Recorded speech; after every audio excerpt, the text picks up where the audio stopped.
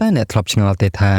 Marco the Phonic ខ្លាចជាមនុស្សសំខាន់បែបនេះនៅក្នុងក្រុម Whitebeard Pirate យ៉ាងដូចនេះទៅតើអ្វីទៅជាអាកំបាំងនៅពីក្រោយ Devil Fruit ដល់កម្ររបស់គាត់ហើយតើទំនាក់ទំនងគាត់ជាមួយនឹង Whitebeard ពិតជាស៊ីជម្រៅដល់កម្រិតណាក្នុងវីដេអូនេះយើងនឹងទៅបកស្រាយចម្ងល់នេះទាំងអស់គ្នាប៉ុន្តែសម្រាប់បងប្អូនដែលមកថ្មីសូមកុំភ្លេចចុច like និង subscribe ដើម្បីទទួលបាននូវវីដេអូថ្មីៗអំពីខ្ញុំពី One Piece ក៏ដូចជា anime ផ្សេងៗទៀតផងដែរហើយសម្រាប់បងប្អូនមួយដែលចង់ឧបត្ថម្ភ admin អាច scan តាមរយៈ QR code ABA ដែល admin បានដាក់នៅខាងលើវីដេអូនេះអូខេតោះដើម្បីកុំឲ្យខាតពេលយូរយើងចូលទៅក្នុងសាច់រឿងរបស់យើងវិញម្ដងរឿងរ៉ាវទាំងអស់គឺចាប់ផ្ដើមឡើងនៅឯ Grand Line ជាពិសេសនៅលើនាវា Moby Dick ដែលជាទីស្នាក់អាស្រ័យរបស់ក្រុមចៅសមុទ្រ Whitebeard Pirate ហើយនៅទីនោះយើងបានជួបនឹង Marcoដែលជាសមាជិកដ៏សំខាន់បំផុតមួយរូបនិងជាមេបញ្ជាការកងពលទី1នៃក្រុមចៅសមុទ្រមួយនេះជាមួយនឹងសក់ពោទង់ដែងស្រាល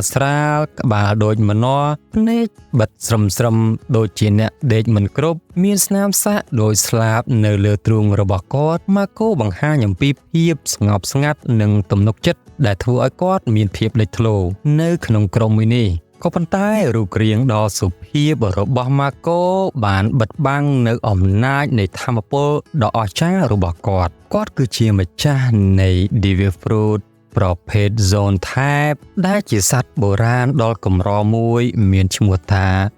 Torinomi Model Phonic ដែលបានអនុញ្ញាតឲ្យគាត់ប្រែខ្លួនទៅជាសត្វបុរាណដ៏កម្រគឺជាសត្វ Phonicបែបទេវកថានឹងឯងនៅក្នុងទម្រង់ជា Phonic គាត់អាចហោះហើរនៅក្នុងល្បឿនដ៏អស្ចារ្យអាចបញ្ចេញអណ្ដាតភ្លើងពណ៌ខៀវដ៏ក្តៅដែលមិនត្រឹមតែជាអាវុធដ៏ខ្លាំងក្លាប៉ុណ្ណោះទេថែមទាំងមានសមត្ថភាពព្យាបាលខ្លួនឯងក៏ដូចជាព្យាបាលឲ្យអ្នកដទៃផងដែរដោយសារតែសមត្ថភាពដ៏អស្ចារ្យមួយនេះហើយទើបធ្វើឲ្យគាត់មានងារជា Marco the Phonic ដែលជាឈ្មោះដ៏មានកិត្តិនាមល្បីរន្ទឺទូទាំងពិភពលោកទំនាក់ទំនងរបស់ Marco ជាមួយនឹង Whitebeard គឺពិតជាស៊ីជម្រៅនិងពិសេសជាងសមាជិកក្នុងក្រុមដទៃទៀតគាត់គឺជាសមាជិកម្នាក់នៅក្នុងចំណោមសមាជិកដំបូងបំផុតដែលបានចូលរួមជាមួយនឹងក្រុមចៅសមុទ្រ Whitebeard ហើយពួកគេមានជំនឿជឿជាក់និងគ្រប់គ្នាទៅវិញទៅមកយ៉ាងស្អិតរមួតនិងខ្លាំងក្លា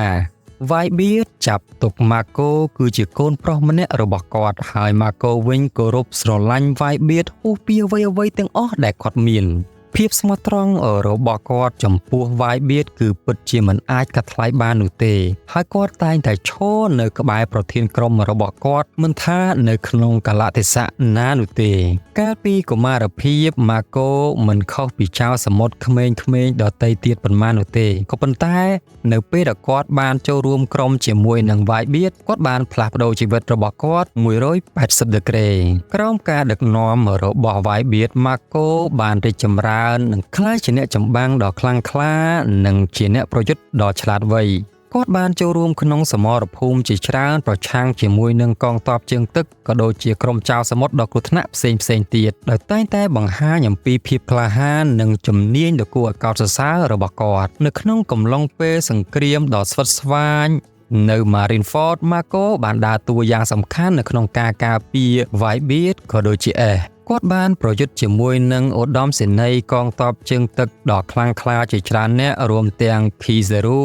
Aokichi និង Akainu ដោយបង្ហាញអំពីភាពខ្លាំងនិងមិនគួរឲ្យជឿរបស់គាត់បើទោះបីជាការខិតខំប្រឹងប្រែងរបស់គាត់អស់ពីលទ្ធភាពក៏ដោយទីបំផុត Whitebeard F ក៏ត្រូវបានពក់ទ្រីតនៅក្នុងសង្គ្រាម Marineford ដែលបន្សល់ទុកនូវភាពសោកសៅដ៏ធំបំផុតសម្រាប់ Marco ក៏ដូចជាសមាជិកក្រុម Whitebeard Pirate ទាំងអស់ផងដែរបន្ទាប់ពីសង្គ្រាមដ៏ធំសម្បើមនៅឯ Marineford Marco បានព្យាយាមប្រ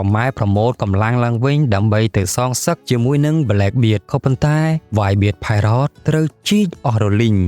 បើទោះបីជាបាត់បង់មនុស្សជាទីស្រឡាញ់ក៏ដោយ Marco មិនបោះបង់ចោលគាត់នៅតែបន្តបេសកកម្មដើម្បីការពារកេរដំណែលរបស់ Whitebeard និងទឹកដីដែលធ្លាប់ ស្ថិតក្រោមការគ្រប់គ្រងរបស់ក្រុមគាត់ក៏ប៉ុន្តែដោយដែលអ្នកទាំងអស់គ្នាបានដឹងរួចទៅហើយថាគាត់គឺនៅតែម្នាក់ឯងប៉ុណ្ណោះទេសម្រាប់ពេលបច្ចុប្បន្នគួរឲ្យអាណិតក្រៃលែងនិងខ្លោចផ្សារក្រៃលែងសម្រាប់ម៉ាកូផងដែរប៉ុន្មានឆ្នាំក្រោយមកម៉ាកូបានបង្ហាញខ្លួនម្ដងទៀតនៅឯ Wano City ដើម្បីជួយសម្ព័ន្ធមិត្តរបស់គាត់ជាមួយនឹងក្រុម Straw Hat ជនជាតិមីង Ninja និង Samurai ដើម្បីប្រយុទ្ធប្រឆាំងជាមួយនឹង Kaido ក៏ដូចជា Big Mom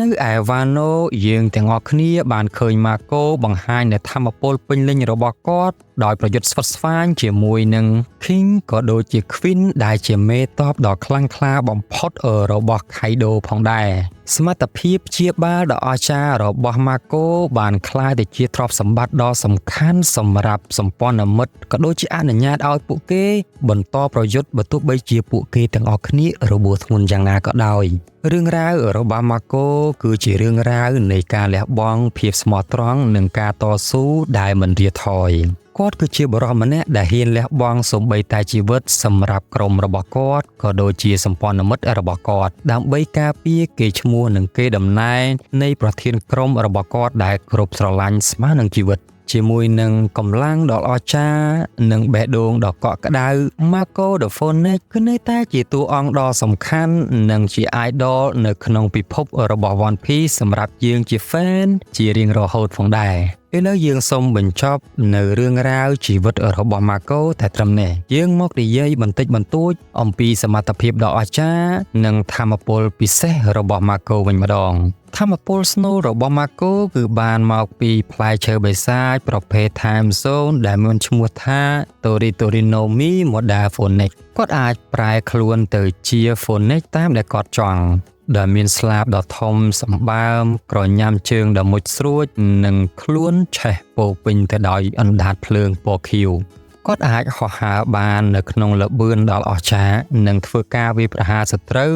នៅកម្លាំងដ៏ខ្លាំងក្លាផងដែរអណ្ដាតភ្លើងរបស់ម៉ាកូក៏អាចព្យាបាលរបួសបានផងដែរអណ្ដាតភ្លើងពណ៌ខៀវដែលរុំព័ទ្ធរូបរាងកាយ Phoenix របស់ម៉ាកូមិនមែនជាអណ្ដាតភ្លើងធម្មតានោះទេវាអាចមានសមត្ថភាពព្យាបាលខ្លួនឯងស្ទើរតែភ្លាមពីរបួសក៏មានឥទ្ធិពលសម្រាប់ព្យាបាលអ្នកដទៃទៀតផងដែរគ្រាន់តែកម្រិតព្យាបាលរបស់គាត់នៅមានកម្រិតគាត់មានកម្លាំងដ៏អស្ចារ្យនិងល្បឿនដ៏លឿនថែមទាំងមានភាពធន់ដ៏អស្ចារ្យផងដែរគាត់គឺជាអ្នកប្រើប្រាស់ហាគីទាំងពីរប្រភេទគឺ A Moment Haki និង Observation Haki ផងដែរមិនត្រឹមតែប៉ុណ្ណោះ Mako ក៏ជាអ្នកជំនាញនៅក្នុងការប្រយុទ្ធដៃទល់នឹងដៃផងដែរគាត់មានភាពឆ្លាតវៃនៅក្នុងការប្រយុទ្ធក៏ដូចជាមានបទពិសោធន៍ច្រើនផងដែរនៅក្នុងសមរភូមិសរុបសេចក្តីមក Mako the Phoenix គឺជាតួអង្គខ្លាំងក្លាមិនធម្មតាគាត់មានកម្លាំងនិងឥទ្ធិពលអំពីផ្លែឈើបិសាចដ៏កម្ររបស់គាត់ហើយគាត់ក៏ជាអ្នកប្រើប្រាស់ហាគីដ៏ជំនាញនិងជំនាញនៅក្នុងការប្រយុទ្ធដ៏អស្ចារ្យរបស់គាត់ផងដែរអូខេបងប្អូនមួយទាំងអស់គ្នាខ្ញុំសូមបញ្ចប់វីដេអូរបស់ Mako តែត្រឹមនេះទៅចុះហើយក៏សូមអភ័យទោសចំពោះបងប្អូនមួយទាំងអស់គ្នាបើសិនជាមានចន្លោះខ្វះខាតត្រង់កន្លែងណាមួយហើយតើបងប្អូនយល់យ៉ាងណាដែរអំពីវីដេអូរបស់ Mako អ្នកទាំងអស់គ្នាអាចបញ្ចេញមតិរបស់អ្នកទាំងអស់គ្នានៅខាងក្រោមវីដេអូបានហើយបើសិនជាបងប្អូនទាំងអស់គ្នាពេញចិត្តនៅវីដេអូរបស់ខ្ញុំសូមកុំភ្លេចចុច like share និង subscribe ឲ្យខ្ញុំម្នាក់មួយមកណាជួបគ្នានៅវីដេអូក្រោយបាយបាយសូមព្រះប្រទានពរ